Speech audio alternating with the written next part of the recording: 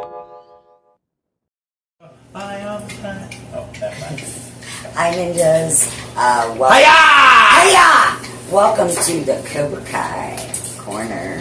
Cobra Kai Corner. My favorite show in the world. I love Cobra Kai. So the way we're going to do the next few weeks is we thought since it's over, you've all seen it.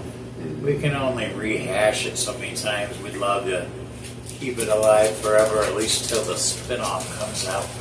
Yes. And we'll talk about those theories more later too.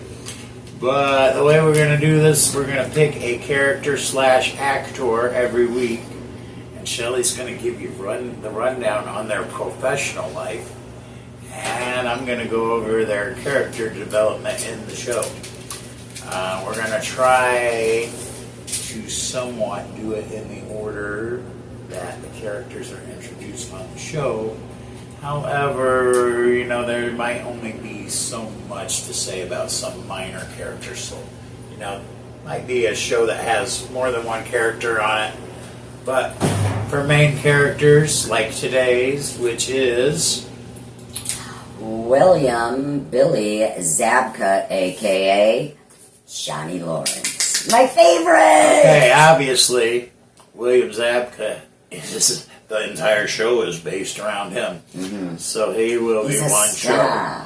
He will be one show. And next week will be Miguel, obviously.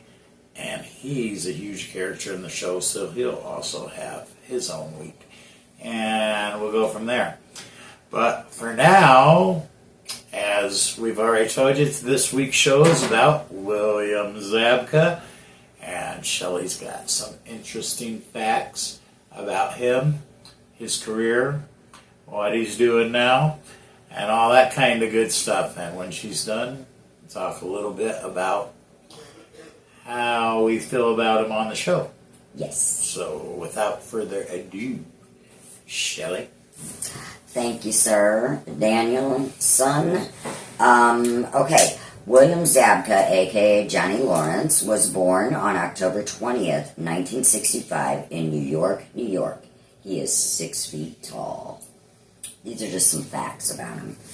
He is married to Stacy Zabka. They got married in 2008, and they have 2 sons. All right, Zabka's father, Stanley Zabka, was an assistant director on The Tonight Show. He appeared in a documentary, Zabka appeared in a documentary directed by his father about Vietnam soldiers. Also, he should have got Kreese to guest star on that. Yeah. Captain that he was and a whatnot. Yep. I think this was before the Karate Kids, though. So, also, he produced movies on 8mm film and videotape when he was just 10 years old. That sounds like all of us. Yeah. Right, my radio show. All right, you want to know all of his acting roles? Yep, roll out with it. Let's hear all about William Zabka. Everything you've got to say. I love it. Okay, the first one I find kind of humorous because, go figure, okay, you'll know after I say it. He started acting at 5 years old, and guess what he played? The big bad wolf in The 3 Little Pigs. So he started as a villain. Always the bad villain. Guy. Always the villain. He's the one I love, though. You hate to love him, you love to hate him. All right, he obviously played Johnny Lawrence in The Karate Kid in 1984, and then again in The Karate Kid Part 2 in 1986. He appeared in Just One of the Guys in 1985. He played Jack in National Lampoon's European Vacation in 1985. I did know that, actually. I did. I saw a clip of it the other day, and I was like, I didn't realize that back then, but, yeah. That's cool. He co-starred in CBS TV series The Equalizer from the years 1986 through 1989. Yeah, he played... So that ran for quite a bit. He played The Equalizer's son on that show. I never even heard of it. Oh, yeah, it was this British guy. And I'm not sure that he ever hurt anybody, but he'd give you a lashing and make you. A He'd be lash. like, he'd whip out this British accent or whatever, and he'd just like try to shame these people. It was really, I mean, my father watched it every week. Well, my father also watched frickin' Walker, Texas Ranger every week too. So use your own judgment there. I don't know. I might check it out. It's a long series. We got nothing better going on. Yeah, Is it cheesy? You enjoy that. You enjoy that. Is it cheesy as all get out? Yes. Yeah. Is he, so how old, I don't know how old he would be between 86 and 89. He'd still be a teenager. Well, 86 is 2 years Karate after Kid the too. Karate Kid, so. Yeah, duh. My math is not my friend. Math is hard. Okay, he also appeared in the movie Hot Tub Time Machine in 2010. Which I've never seen. Not aware of that. I don't think have you seen that? I have never watched it. I don't think I've seen it. But I definitely have heard of it. Okay, and as we all know, he reprised his role as Johnny Lawrence in the Netflix series Cobra Kai in 2018. And back in 2004, he wrote and produced the short film called Most, and he also appeared in some episodes of How I Met Your Mother, which Dan just told me about yesterday, and I never watched that show, but I watched the Johnny Lawrence episodes, and they were hilarious. Yes. He's funny, man. I didn't know that before yesterday. Interesting thing about that is that's actually where the producers got the idea for the show Cobra Kai. He told me this yesterday. So fact. It's pretty important that Johnny Lawrence did guest star many times on How I Met Your Mother, and how Barney repeatedly brings up about how he didn't get a fair shake, and basically the basis of Cobra Kai. And they were even asked, is this where you got the idea? And they said yes.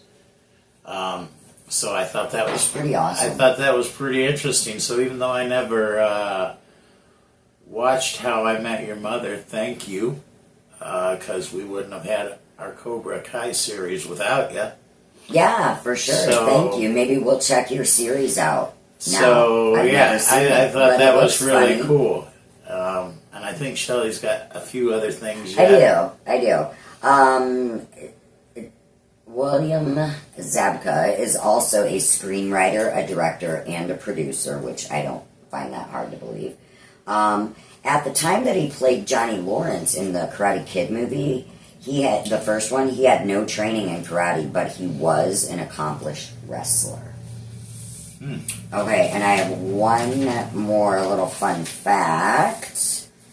Did you know that Billy Zabka practices Tang Soo Do, which is a Korean martial art that combines mental and physical fitness based on karate? It includes fighting principles from Tai Yan Subak, as well as Northern Chinese martial arts.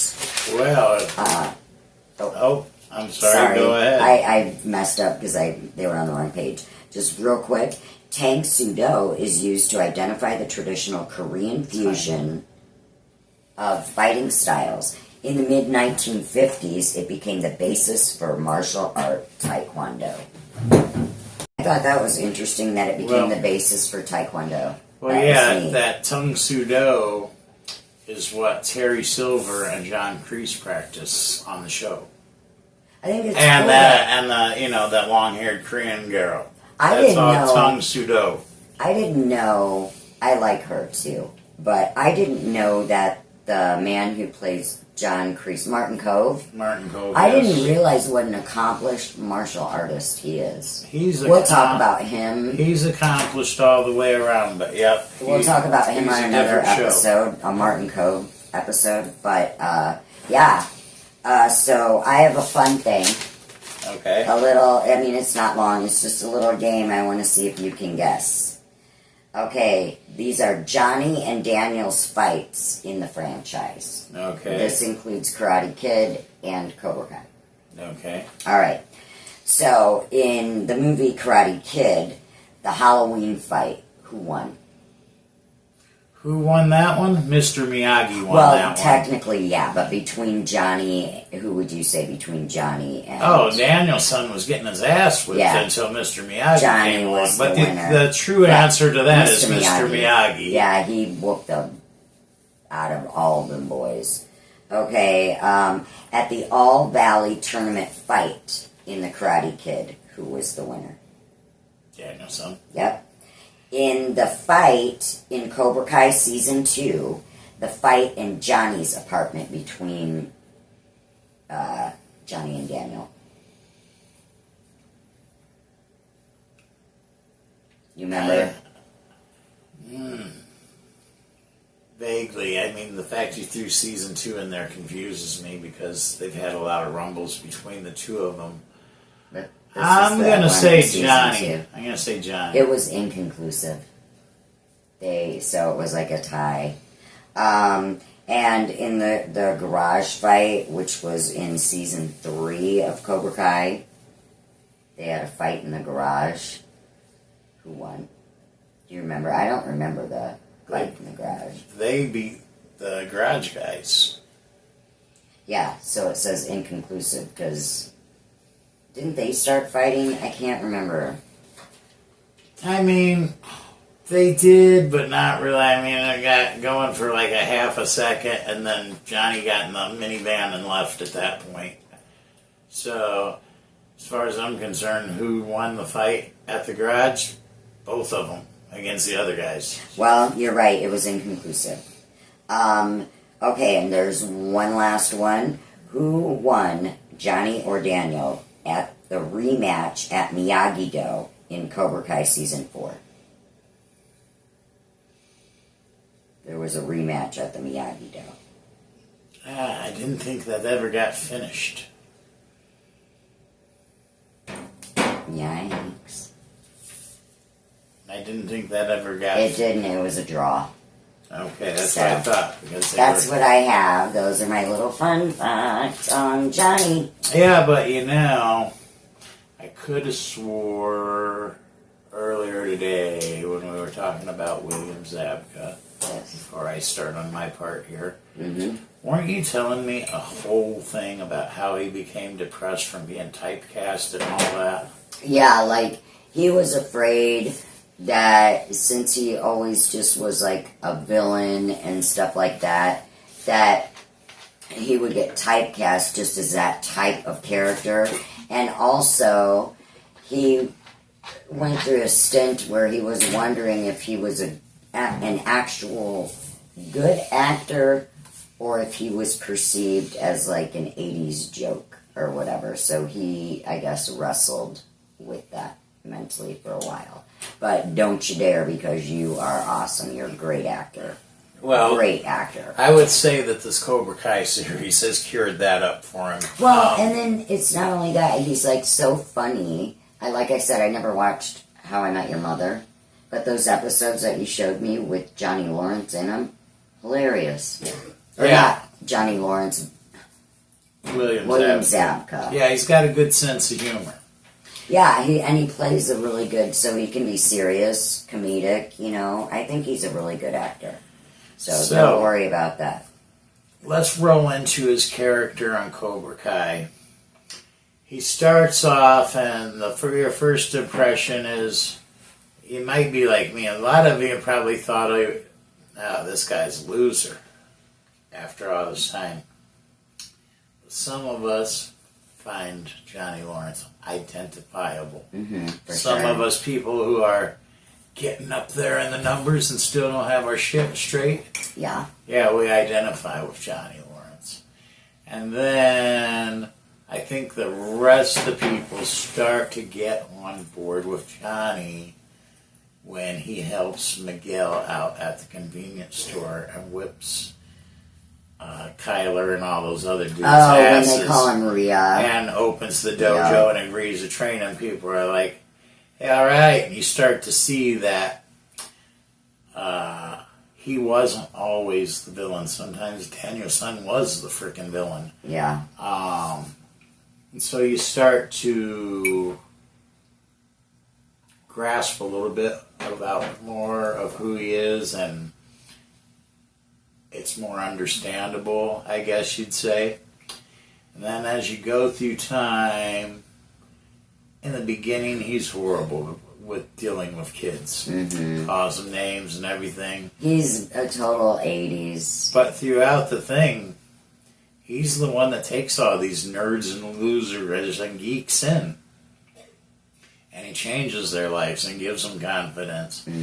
And I think I told Shelley this. I think one of the times that I thought, man, Johnny's really evolved and really good with, really good at being a sensei now, was when they were in the last season at the Take High, and he was talking to Devin about how to deal with her problem with Kenny, and he's just really nice in the words that he delivered to her, and I was like, and Johnny has really evolved as a sensei. He's really good with kids now, you know.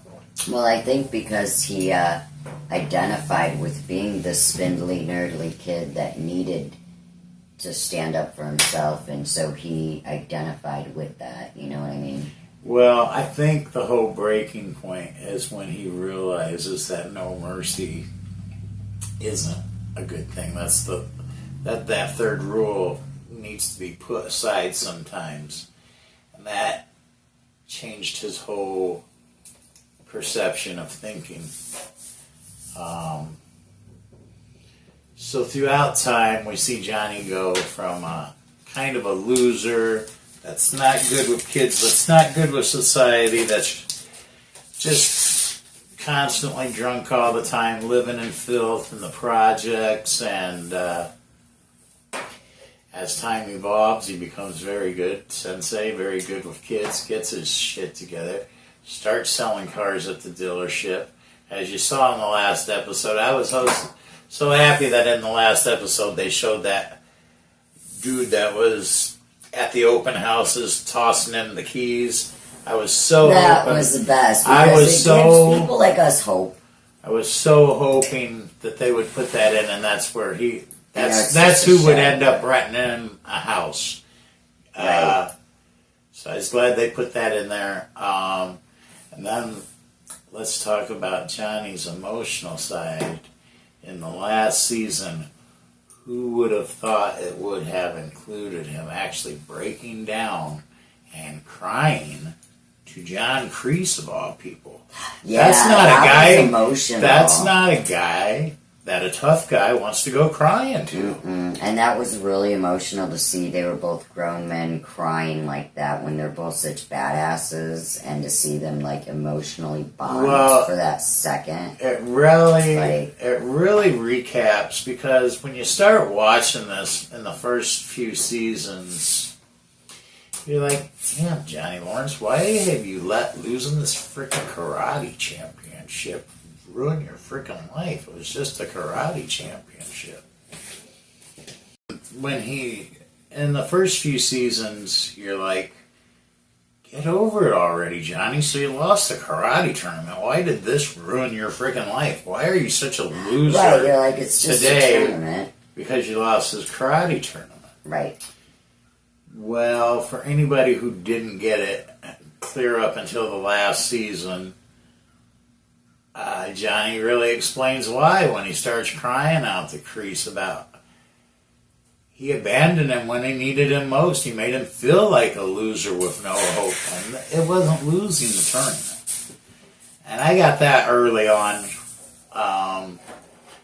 but for anybody who didn't get that early on, that's pretty much a recap of why he went on a downward spiral and ended up in the gutter. It wasn't losing the tournament. It was the way that John Kreese treated him directly after the tournament. Yeah.